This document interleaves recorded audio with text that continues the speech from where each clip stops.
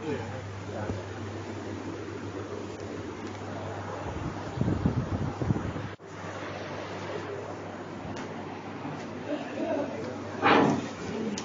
علیکم ورحمۃ اللہ وبرکاتہ۔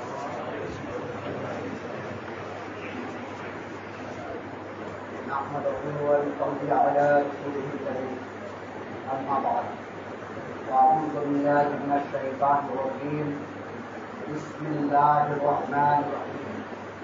یا ایھا الذین آمنوا قوا انفسکم واہلیکم نارا، صدق اللہ العلی العظیم وصدق رسولہ النبی الکریم الامین الامین، ونحن على ذلك لمن الشاهدين والشاکرین والحمد للہ رب العالمین۔ معزز سامعین، خطبہ مقنونہ کے بعد قرآن مجید فرقان حمید سے میں نے ایک آیت مبارکہ کی تلاوت کرنے کا شرف حاصل کیا۔ آئیے اس آیت سے کچھ روشنی ڈالنے سے پہلے ہم سب مل کر آقا انعامدار احمد مختار مدینہ تاجدار سرور و کونو مقام ہم غریبوں کے غم گسار سید الانبیاء محمد رسول اللہ صلی اللہ تعالی علیہ وسلم کے بارگاہ کے چشمانہ میں درود پاک پڑھ لے۔ اللہم صلی علی سیدنا و مولانا محمد وعلی سیدنا و مولانا محمد وبارک وسلم۔ صلاۃ و سلام علیک یا رسول اللہ، صلاۃ و سلام علیک یا حبیب اللہ، صلاۃ و سلام علیک یا نبی اللہ صلی اللہ علیہ وسلم۔ آج رمضان مبارک کا آخری جمعہ، جمعۃ الوداع۔ اب آئندہ پتہ نہیں کہ یہ جمعہ ہمیں نصیب ہو یا نہ ہو، اور ہو سکتا ہے کہ آج چاند بھی نظر آ جائے اور کل عید الفطر ہے۔ اس لیے کہ اگر کنٹری میں سعودی، دبئی وغیرہ، بحرین وغیرہ، حتیٰ کہ پاکستان میں بھی عید الفطر کی نماز ہو چکی ہے، ایک پرسنٹ مان کے چلیے ہو سکتا ہے چاند نظر نہ آئے تو ایک دن اور ہمیں برکت والا مہینہ نصیب ہو جائے گا، لیکن کل انشاءاللہ عید الفطر کی نماز 100% ہو جائے گی، چاند نظر آ جائے گا۔ یہ مہینہ جو کچھ ہم نے کیے عبادت ریاضت تمحق خود کو نہیں کر پائے تو تائیوں کی وجہ سے، جس طریقے سے ہمیں عبادت اور ریاضت کرنی چاہیے ہم سے بھی ہو پایا۔ اللہ رب العزت کی بارگاہ میں دعا ہے کہ اللہ تبارک و تعالی ہمیں پھر آئندہ یہ مہینہ نصیب عطا فرمائے، اور کوشش کریں کہ زیادہ سے زیادہ عبادت اور ریاضت کریں۔ رب تبارک و تعالی قرآن پاک میں ارشاد فرماتا ہے، یا ایھا الذین آمنوا قوا انفسکم واہلیکم نارا، اے ایمان والو۔ اللہ تبارک و تعالی ایمان والوں کے مخاطب ہو رہا ہے، ایمان والوں بچو اور بچاؤ اہل و یار کو جہنم کی آگ سے۔ جہنم کی آگ سے بچنے کا حکم رب قدیر مومنوں کو خطاب فرما رہا ہے کہ جہنم کی آگ سے خود بھی بچو اور اپنے اہل و یار کو جہنم کی آگ سے بچاؤ۔ یہ جہنم کی آگ بہت شدید ہے، اور اسی جہنم کی آگ سے بچنے کے لیے اللہ تبارک و تعالیٰ نے اس مہینے کو ہمارے درمیان بھیجا ہے تاکہ تم اس میں پرہیزگار ہو جاؤ، متقی ہو جاؤ۔ ایک مہینہ تم اپنے گناہوں سے اجتناب کر لو گے، ایک مہینہ تک تم خدا کی عبادت و ریاضت میں لگے رہو گے، اپنی زبان سے جھوٹ نہیں بولو گے، چغلی نہیں کرو گے، غیبت نہیں کرو گے، بیاض نہیں کھاؤ گے، تو یہ عادت تمہیں لگ جائے گی، اور پھر 11 مہینے تم یہی کوشش کرو گے کہ ہماری زبان سے جھوٹ نہ نکلے، کسی کو غیبت نہ ہو، میں بیاض نہ کھاؤں، شراب نہ پیوں، جوا نہ کھیلوں، اس لیے کہ اس مہینے میں تمام چیزوں کو پابندیاں لگا دی گئی ہے۔ یہ روزہ رکھ کر کوئی بھی انسان یہ تمام چیز نہیں کرے گا۔ عام یہ دیکھا گیا ہے کہ لوگ سگریٹ پیتے ہیں، اس سے بولا جاتا بھائی سگریٹ کیوں پیتے ہو؟ تو یہ کہتے کہ ہمیں عادت ہو گئی ہے، چھوٹتا نہیں ہے. بہت سے لوگ تمباکو کھاتے ہیں، تمباکو کیوں کھاتے؟ عادت ہو گئی ہے، چھوٹتا نہیں ہے. یہ سگریٹ پینا، تمباکو کھانا عادت ہو گئی ہے. اور رمضان مبارک کے مہینے میں جو تمام چیزوں کی پابندی اللہ تبارک و تعالیٰ نے لگا دیا، اب تم جس طریقے سے ایک مہینہ اس تمام مہینے میں عبادت کو ریاضت کیے، تو تم یہ کیوں نہیں کہتے ادر مہینے میں کہ ہمیں عادت ہو گیا جھوٹ نہیں بولوں گا میں، ہمیں عادت ہو گئی اب کسی کی غیبت نہیں کروں گا میں، مجھے نماز پڑھنے کی عادت ہو گئی اب ہماری نمازیں قضا نہیں ہوگی، قرآن تلاوت کرنے کی عادت ہو گئی ہے رمضان کے مہینے میں، اب ہم ہمیشہ قرآن کی تلاوت کیا کریں گے. اس لیے ہمیں عادت ہو گئی. اللہ تبارک و تعالیٰ نے اس لیے مہینہ بھیجا تاکہ ہمیں عادت ہو جائے کس چیز کی؟ عبادت کرنے کی، تصویر و تقریر کرنے کی، جھوٹ نہ بولنے کی، غیبت نہ کرنے کی، شراب نہ پینے کی، پیاس نہ لینے کی. یہ تمام چیزوں کی عادت اللہ تبارک و تعالیٰ نے اس رمضان مبارک کے مہینے میں لگا دیا. تو یہ عادت رب کی بارگاہ میں دعا کیجیے کہ ہمیشہ ہماری زندگی میں رہے، کہ ہماری نمازیں قضا نہ ہو. جس طریقے سے ہم رمضان کے مہینے میں نمازوں کے پابند تھے، نماز پڑھا کرتے تھے، قرآن کی پابند تھے، قرآن کی تلاوت کیا کرتے تھے، اسی طریقے سے عید الفطر کے بعد بھی ہماری زندگی میں یہ تمام چیزیں ہو، نمازیں قضا نہ ہو، قرآن کی تلاوت کرتے رہے، جھوٹ غیبت ہماری زبان سے نہ نکلے، نہ ہمارے کان سنے. اس لیے کہ جتنے غیبت بولنا ہمارے لیے گناہ ہے، اسی طریقے سے غیبت سننا بھی ہمارے لیے گناہ ہے. ایسی بات نہیں ہے کہ کوئی چار لوگ غیبت کر رہے ہیں اور ہم خاموشی سے سن رہے تو ہمارے لیے گناہ نہیں ہے. جتنا غیبت کرنا گناہ ہے، سننا بھی اتنا ہی گناہ ہے. رب فرما رہا ہے اے مومنو بچو جہنم کے آگ سے، بچاؤ اپنے اہل و عیال کو جہنم کے آگ سے.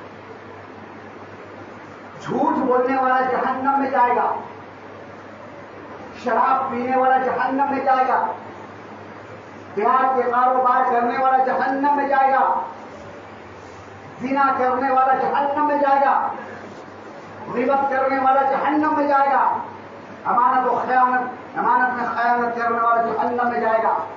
آج ان تمام چیزوں سے بچنے کا حکم رب قرآن میں مومنوں سے کہہ رہا ہے. اگر تم جھوٹ بولو گے تو جہنم میں جاؤ گے، اگر تم کسی کو غیبت کرو گے تو جہنم میں جاؤ گے، اگر تم بیعت کا لین دین کرو گے تو جہنم میں جاؤ گے، اگر تم شراب خوری کرو گے تو جہنم میں جاؤ گے. ان تمام چیزوں کو چھوڑ دو، خود بھی رک جا اور اپنا اہل و عیال کو بھی ان تمام چیزوں سے روک دو. جہنم بہت سخت، جہنم کے عذاب اللہ اکبر. آقا علیہ الصلوۃ والسلام نے ارشاد فرمایا جہنم کے بارے میں تم کیا جانتے ہو؟ سنتے ہو جہنم جہنم، لیکن جس دن حقیقت جہنم کے بارے میں جان جاؤ گے تو تم گناہ کرنا تو دور کے بعد گناہ کرنے کے بارے میں سوچو گے بھی. بہت آسانیاں ہیں جنت پا لینا. نہیں میرے دوست بزرگوں نوجوان کا لوگ کہتے ہیں بس مریں گے قبر میں جائیں گے جنت مل جائے گی. یہاں صبح کی اذان ہوتی ہے تو گھر سے اٹھ کر مسجد تک آنے میں تکلیف ہو جاتی ہے، اور ہم یہ سوچتے ہیں کہ مرتے قبر میں جائیں گے ڈائریکٹ جنت میں چلے جائیں گے. وَمَن يَعْمَلْ مِثْقَالَ ذَرَّةٍ خَيْرًا يَرَهُ وَمَن يَعْمَلْ مِثْقَالَ ذَرَّةٍ شَرًّا يَرَهُ. قیامت کے دن اگر کسی نے ایک رائے کے دائرے کے برابر گناہ کیا ہے تو اسے دیکھے گا اپنے آپ. اگر کسی نے ایک رائے کے دانے کے برابر نیکی کیا ہے تو اسے بھی دیکھے گا اپنے آپ. چھٹکارا نہیں ہے، یہ تو اللہ کی رحمت ہے کہ اللہ جسے چاہے بخش دے، گناہوں کو معاف کر دے، جنت عطا کر دے. رسول اللہ صلی اللہ علیہ وسلم کی بخشش ہوگی. لیکن ہم اس انتظار میں نہ رہے کہ گناہ کرتے جائے گناہ کرتے جائے. اللہ رحمان الرحیم ہے، اللہ رحمان الرحیم ہے، بخش دے گا. اللہ کے رحمان الرحیم کو جانتے ہو، لیکن قہار و جبار کے بارے میں جانتے ہو. اللہ قہار و جبار بھی ہے. یہ شدید کی گرمی دیکھ رہے، کتنی شدید کی گرمی ہے، حالت خراب ہو جا رہی ہے دھوپ میں چلے. تو یہ گرمی کی یہ حال ہے. قیامت کا منظر سامنے لے آئیے تھوڑی دیر کے لیے. محشر تمام لوگ ہوں گے وہاں، حضرت آدم علیہ السلام سے لے کر کے آخری انسان قیامت سورج ٹوٹنے تک جمع ہوگی، اکٹھا ہوگی۔ اب یہ سورج ابھی کتنا اوپر ہے، کتنے ڈسٹینس ہے، اس وقت 1.25 ہاتھ یا 1.25 میٹر کے اوپر برابر ہوگا ہمارا۔ اب یہ زمین کوپر کی بنا دی جائے گی، تانبے کی۔ تانبا آگ میں رکھ دیا جائے تو تانبا پگھلتا ہے، یہ طریقے سے سونا پگھلتا ہے۔ اب سمجھیے تو ضروری کی تپش سے یہ زمین پگھلے گی، اور ہمارے بدن میں ایک بھی کپڑا نہیں ہوگا، پورا بدن ہوگا، اور اس طریقے سے بدبو آئے گی جسم کے پسینے سے کہ جس طریقے سے انسان گنہگار ہوگا اتنے ہی اس کی بدبو پسینے سے آئے گی، اور لوگ اس بدبو سے دور بھاگیں گے، ایک دوسرے سے دور بھاگیں گے گناہوں سے، اور اس وقت اللہ تبارک و تعالیٰ سوال کرے گا۔ روزے محشر جان گداز بوت اولی کوشش نماز ہوا، یعنی محشر کے دن جان پگھلتی ہوگی، چربی پگھل پگھل کے گرتی ہوگی، پسینے میں بدبو آئے گی، لوگ نفسی نفسی کے عالم میں ہوں گے۔ اس وقت اللہ تبارک و تعالیٰ سب سے پہلا جو سوال کرے گا وہ نماز کے بارے میں پوچھے گا، تو دنیا میں تم میرا کر کے نماز پڑھے کیا؟ تو میرے دوست بزرگوں نوجوان صاحب الحمدللہ بہت خوشی ہوئی کہ آپ تمامی حضرات پوری مسجد کھول رہی تھی تراویح میں، اوپر بھی نیچے، اور ہونی بھی چاہیے۔ اسی طریقے سے ہر نماز میں لوگ باجماعت نماز پڑھتے تھے، تو کیا یہ نماز ہمارے لیے صرف رمضان ہی کے لیے؟ ایسا نہ ہو کہ جو ہی چاند نظر آیا اور ہم تتر بکر ہو گئے، ایک بھی نمازی نظر نہیں آ رہے۔ جو نمازی نظر آ رہے تھے ہمیں رمضان مبارک کے مہینے میں، لیکن عید کی نماز پڑھتے ہی وہ نمازی سب غائب ہو گئے، ڈھونڈ کے پکڑ کے لاؤ، ایسا نہ ہو۔ خوف الہی دل میں جگائیے، خشیت الہی دل میں پیدا کیجیے، اور نماز کی پابند بن جائیے، جھوٹ غلط سے دور ہو جائیے۔ اگر کسی نے شراب پیتا ہو تو شراب پینے سے توبہ کر لے، اس لیے کہ آقا علیہ الصلوۃ والسلام ارشاد فرماتے ہیں کہ پیشاب سے بھی زیادہ گندا اور زیادہ ناپاک شراب ہے۔ بتائیے کوئی یہ چاہے گا کہ میں پیشاب پیوں؟ کوئی یہ جی عقل نہیں چاہے گا کہ میں پیشاب پیوں، اور پیشاب سے بھی زیادہ گندا اور ناپاک شراب کو کہا گیا ہے۔ تو لوگ کیسے شراب پیتے ہیں؟ اللہ اکبر، کہ پیشاب سے بھی زیادہ گندا اور ناپاک ہے۔ تو اگر کسی کی یہ عادت ہے تو رمضان مبارک کے سب سے جو آپ چھوڑ دیے ہیں تو ہمیشہ ہمیشہ کے لیے اسے چھوڑ دیں، ہاتھ نہ لگائیں، دور ہو جائیں۔ رمضان مبارک کے مہینے میں جھوٹ بولنے سے آپ پرہیز کرتے تھے، ہمیشہ ہمیشہ کے لیے جھوٹ بولنے سے پرہیز کیجیے۔ غیبت چغلی کرنے سے پرہیز کیا کرتے تھے، ہمیشہ ہمیشہ کے لیے تمام چیزوں سے آپ پرہیز کیجیے۔ سود، لین دین، بیاج، اس سے پرہیز کیا کرتے تھے، تو ہمیشہ ہمیشہ کے لیے تمام چیزوں سے توبہ کر لیں کہ اب آئندہ یہ تمام چیز ہم نہیں کریں گے۔ انشاءاللہ اللہ غفور رحیم ہے، ہمارے گناہوں کو معاف کرنے والا ہے۔ رمضان مبارک کے سب کو سفید سے تمام گناہوں کو اللہ تبارک و تعالیٰ معاف کر دے گا، اور پھر آسانی سے ہم جنت کے راستے، جنت کے ٹھکانے، جنت کے دروازے پہ جائیں گے۔ اور ہم یہ چاہیں گے کہ ہمارے جتنے بھی برے ہمارے اوپر ہے چیزیں وہ ہم رکھیں اور اس سے توبہ نہ کریں، اور پھر ہمیں جنت نصیب ہو جائے، تو یہ آپ کا غالب گمان بالکل غلط ہے، ایسا ہرگز نہیں ہوگا۔ شرابی جنت میں نہیں جائے گا، قبضار جنت میں نہیں جائے گا، پیاز لینے دینے والا جنت میں نہیں جائے گا، جھوٹ بولنے والا جنت میں نہیں جائے گا، سودخور جنت میں نہیں جائے گا، تارک نماز جنت میں نہیں جائے گا۔ چاہے آپ ناک رگڑ لے، آقا علیہ الصلوۃ والسلام بخشش کروائی ہے، لیکن ایسے لوگوں کی بخشش نہیں ہوگی جو اپنی زندگیوں میں جھوٹ بولتے ہو، جو نماز قضا کرتے ہو، جو سود بیاج کھاتے ہو، جو غیبت کرتے ہو، ایسے لوگوں کی نہ اللہ کی رحمت ہوگی نہ رسول اللہ کی بخشش ہوگی۔ توبہ کرے، یہ زندگی کا کوئی ٹھکانہ نہیں۔ ہم ابھی ہیں، آپ کے سامنے کھڑا ہوں، اللہ نے جو علم دیا ہے اس کے بنا پہ کچھ میں بول رہا ہوں۔ آپ لوگ گھر چلے جائیں گے، پتا ہوا کہ حضرت مولانا آئے تھے، اللہ کے پیارے ہو گئے، کیا ٹھکانہ موت کی۔ تو اس لیے یہ انتظار میں نہ رہیں کہ کل ہم توبہ کر لیں گے یا کل ہم نماز پڑھ لیں گے. ایک بزرگ تھے, دریا کے کنارے بیٹھے ہوئے تھے, ندی کے کنارے. چند لوگ آئے, بولے حضرت آپ کو اس طرف جانا ہے, جا کیوں نہیں ہے؟ بہت دیر سے دیکھو آپ یہاں انتظار میں بیٹھے ہوئے ہیں, دریا کو اس طرف آپ کو جانا ہے. تو بزرگ نے کہے کہ میں انتظار کر رہا ہوں کہ یہ تو پانی رواں رواں ہے, یہ ختم رک جائے تب ہم اس طرف جائیں. جو پانی رواں ہے, چل رہا ہے, وہ پانی تھم جائے. تو لوگوں نے کہے حضور آپ کس غالب گمان میں ہے, یہ ندی ہے, یہ چلتی رہے گی, بہتی رہے گی, یہ پانی تھمنے والا نہیں ہے, ندی خشک ہونے والی نہیں ہے, آپ کو اسی پانی سے آپ کو پار ہونا ہے. وہ بزرگ اسی مثال کے لیے انہیں بولا یہ کہ جب تک پانی تھم نہ جائے میں اس طرف نہیں جاؤں گا. اب وہ بزرگ مخاطب ہوتے ہوتے میرے دوستوں بزرگوں, یہ ہماری زندگی ہے.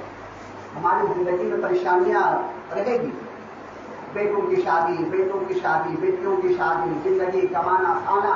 یہ نہیں کہ کل جب ہم ہر چیز سے چھٹکارا پا لیں گے تب نماز پڑھیں گے, تب فلاں کام کریں گے. نہیں, جس طریقے سے یہ پانی رواں ہے اور اسی پانی میں ہمیں پار ہو کر اس طرف جانا ہے, اسی طریقے سے ہماری زندگی کے معمول چلتے رہیں گے اور اسی معمول میں ہمیں نماز کی بھی پابندیاں کرنی ہے, نماز بھی پڑھنی ہے, قرآن کی بھی تلاوت کرنی ہے.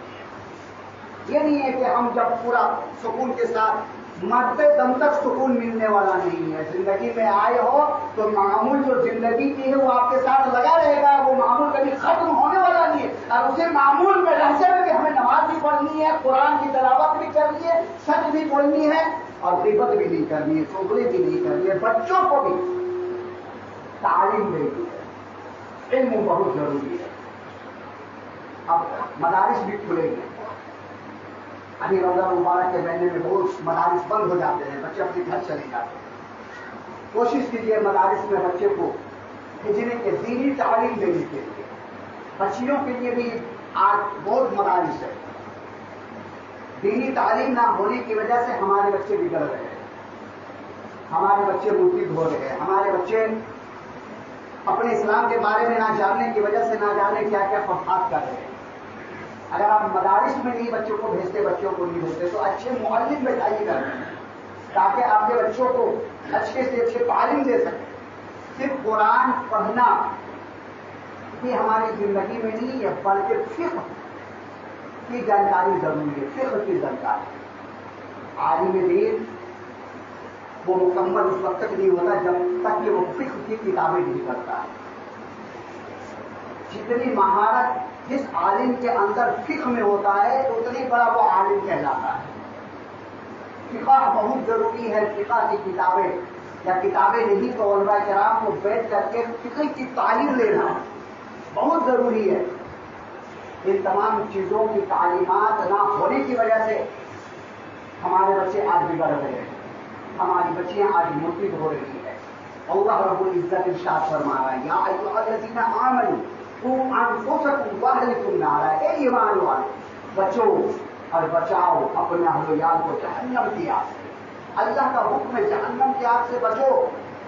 اس لیے کہ اللہ تبارک و تعالیٰ ہر ایک انسان سے پوچھے گا.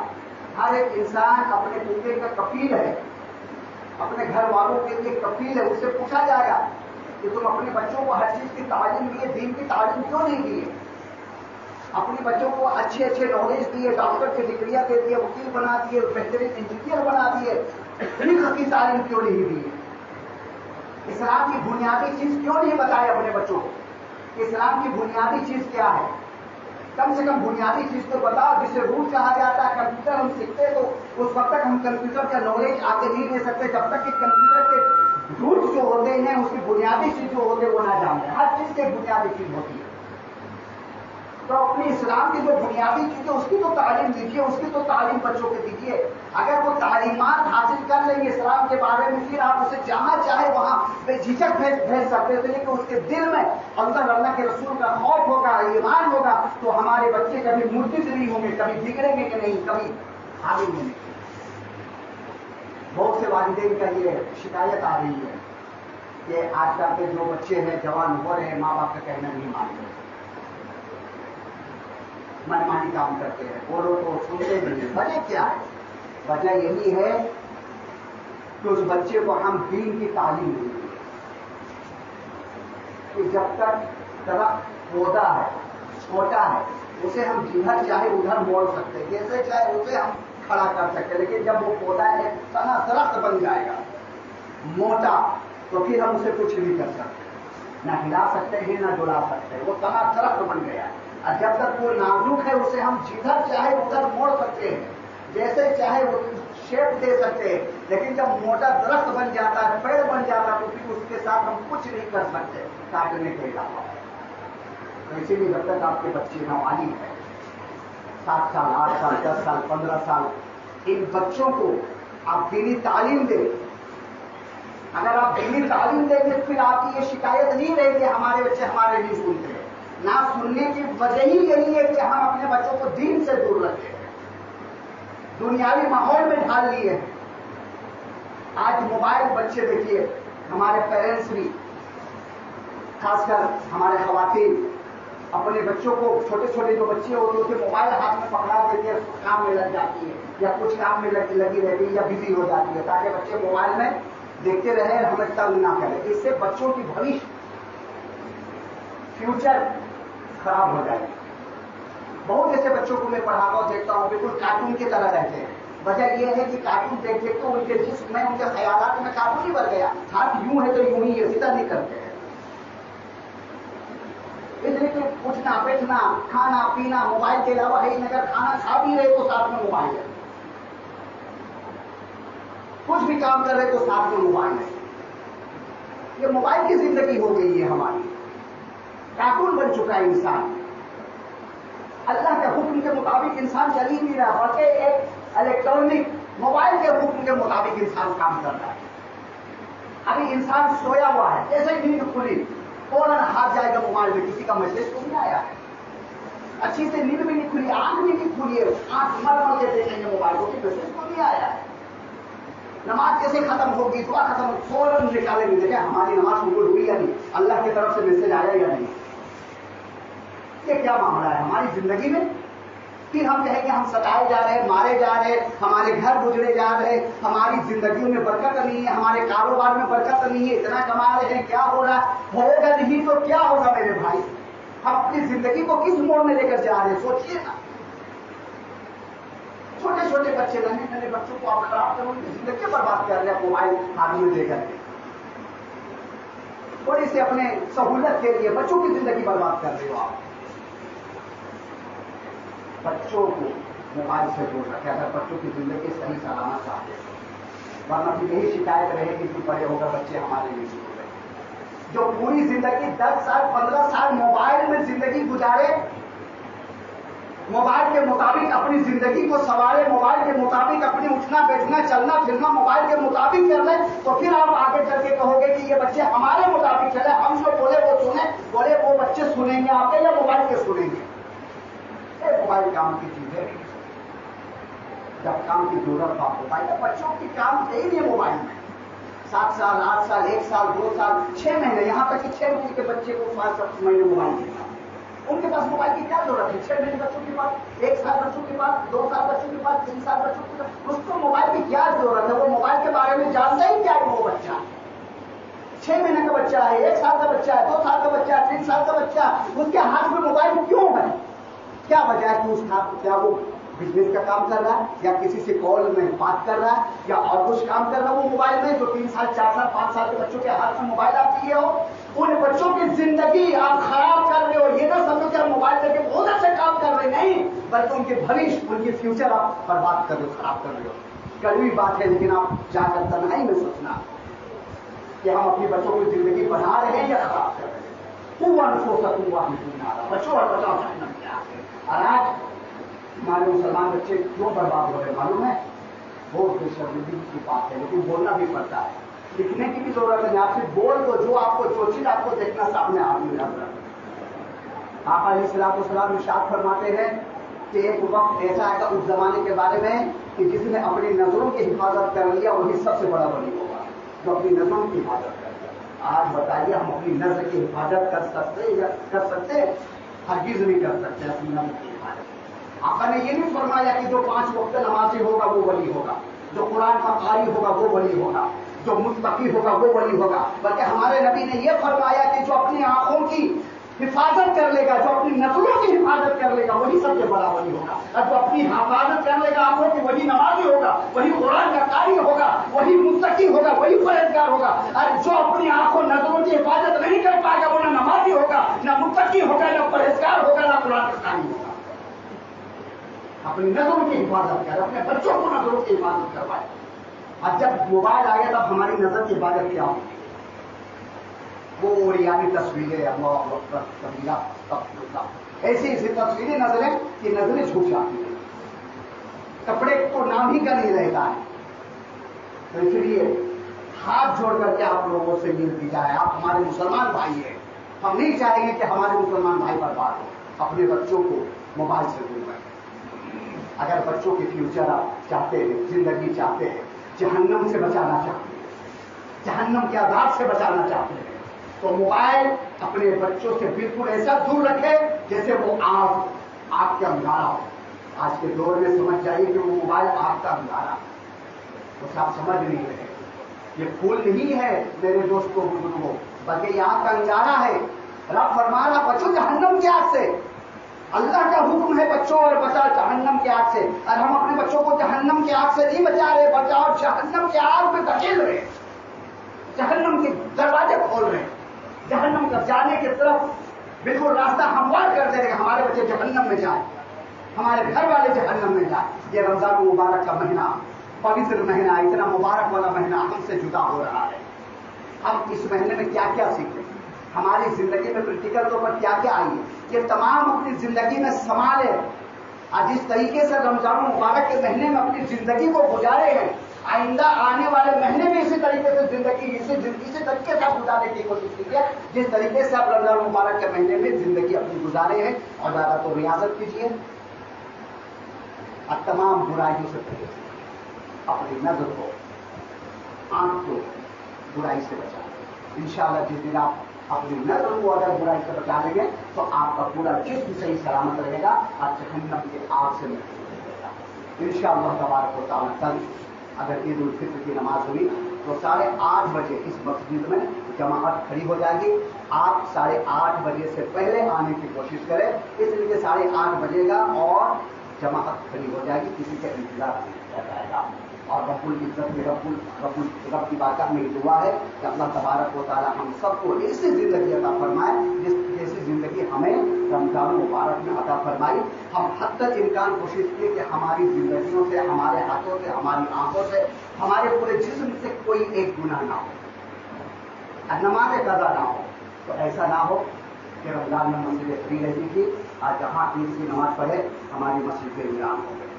ऐसे भी हमारी मसाजिद तोड़ी जा रही है, इसलिए वीरान है मस्जिदें, तोड़ी नहीं जाती तो क्या होगी? अगर हम मस्जिदों को हर दिन अपनी शर्तों से, तो मस्जिद की हिफाजत अल्लाह तबारक व तआला करेगा। इसलिए अल्लाह का घर है, अब अल्लाह ही इसकी हिफाजत करेगा। शर्त यह है कि आप आए और सजदा करें। मस्जिद का सजदा नहीं करेंगे तो फिर अल्लाह उसकी हिफाजत नहीं करेगा। अगर आप अपनी मसाजिद को चाहते कि हिफाजत में हो तो सजदों से अपनी मस्जिद को सजाएं, अपनी जिंदगी को कुरान की तिलावत से सजाएं और अपने बच्चों को और खुद भी जो नहीं जानते वो इल्म दीजिए, दीनी तालीम दीजिए, फिक्र पढ़िए। फिक्र बहुत जरूरी है। अगर फिक्र आप नहीं पढ़ेंगे तो ये खोखला है हमारा जिंदगी, फिर कोई मतलब नहीं। तो इंशाअल्लाह तबारक व तआला कल 8:30 बजे जमात खड़ी हो जाएगी। आप लोग आए और अल्लाह तबारक व तआला हम सबको ऐसी जिंदगी अता फरमाए। और आज की रात अगर चांद रात होगी तो इसको कहते हैं लैलतुल जायजा, लैलतुल जायजा। इस रात में हमें बाजार में घूमना फिरना नहीं है, मार्केट नहीं करना। बहुत से लोग सोचते चांद रात में जाकर ले लेंगे, चांद रात में मार्केट कर लेंगे। मेरे भाई उससे पहले कर लेना। चांद रात जो हम अपनी आम जुबान में कहते हैं लैलतुल जायजा है, इसमें अल्लाह तबारक व तआला रहमत के फरिश्ते को दूर फरमाता है। और जो इबादत और रियाजत में लगा रहा है अल्लाह तबारक व तआला उनको عبادت و عیادت کو قبول فرماتا ہے، اور ہر رمضان کے افطاری کے وقت اللہ تبارک و تعالیٰ کا مفرش 30,000 ایسے جہنمیوں کو آزاد کر دیتا ہے جس کے اوپر جہنم واجب رہتی ہے۔ اللہ رب الجائزہ میں پورا ایک مہینہ پہلا رمضان سے لے کر آخری رمضان تک جتنے روزے ایک دن کا 30 یعنی 30 دن کا اگر ڈیوائڈ کریں گے کتنا ہو جائے گا، ملٹی پلائی کریں گے تو سمجھ جائیے ليلۃ الجائزہ میں اتنے لوگوں کو اللہ تبارک و تعالیٰ جہنم سے آزاد کر دیتا ہے جن کے اوپر جہنم واجب رہتی ہے۔ تو آج کی رات خیر خود بازار مارکیٹ میں نہ گھومیں، بلکہ آج کی رات رب کی بارگاہ میں گر گرا کر دعا مانگے اپنی زندگیوں کے بارے میں، اس لیے کہ آج کی رات ليلۃ الجائزہ رہے گا۔ استغفر اللہ ربی بالکل کی بات بولے وہ آپ کو کروایا والحمد للہ رب العالمین۔